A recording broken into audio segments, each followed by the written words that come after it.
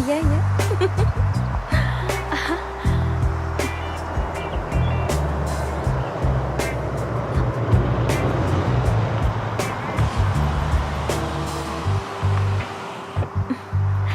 Отырыңыз.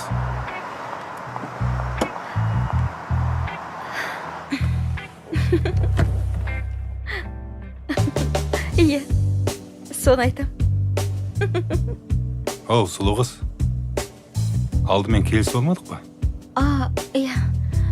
Коға, саған кейін өзім хабарласам. Кешіріңіз. Жүрі беріңіз. Сағатың қанша? Сағат? 5:30. Жалпы мен ол сағатты айтып тұрғаным жоқ. Енді қандай сағат? Өзіңнің сағатыңда. Төсектегі. Қандай төсек? Жоқ, сіз мені кім деп тұрсыз?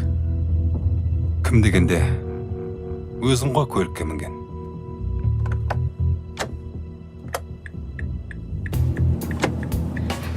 Мен сізді такси екен деп ойлап қалдым. Тоқтатыңыз онда. Жарайды.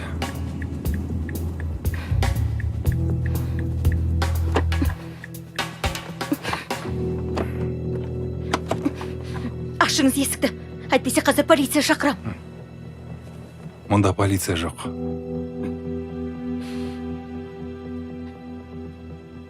Әне тұр полиция.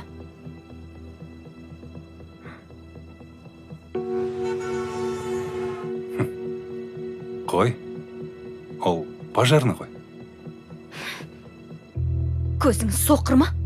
Қарасаңызшы киімін. Сен киіміне қарап танып тұр екенсің ғой. Кешір, мен де сенің мына киіміңе қарап жезөкш екен деп қалдым.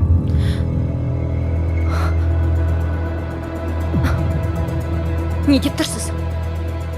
Ұялмайсыз ба? Сол ұялғанымнан айтып отырмын.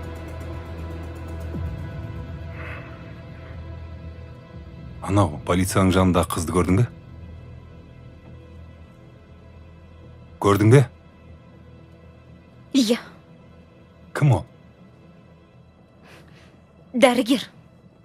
Жалпы кім екенін сұрамай-ақ сырт киіміне қарап біліп тұрсың. Енді өзің айтшы. Сенің мына киіміңе қарап басқа кім деп ойлайын?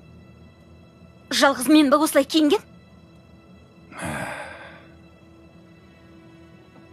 Заманға еліктеймін деп, жаманға еліктеп жүрсің. Сенің анаң, әжең осылай киінді ме? Қарындасым,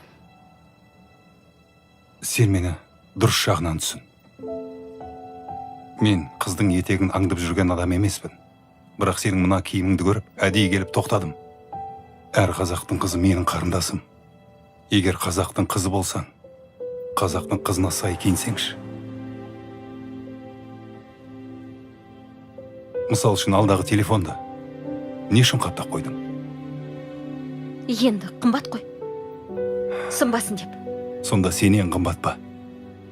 Телефоның бұзылса жаңасын аларсың. Ал тағдырың бұзылса қайтесің? Сол үшін қарындасым, мына телефоныңды қаптап қорғағандай, өзіңнің тәніңді де солай қорға.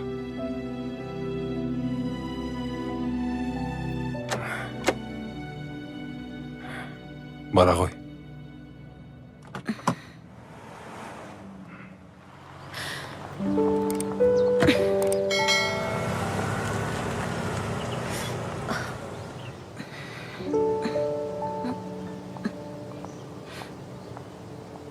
Ұлды тәрбиелесең, елді тәрбиелейсің. Қызды тәрбиелесең, ұлтты тәрбиелейсің.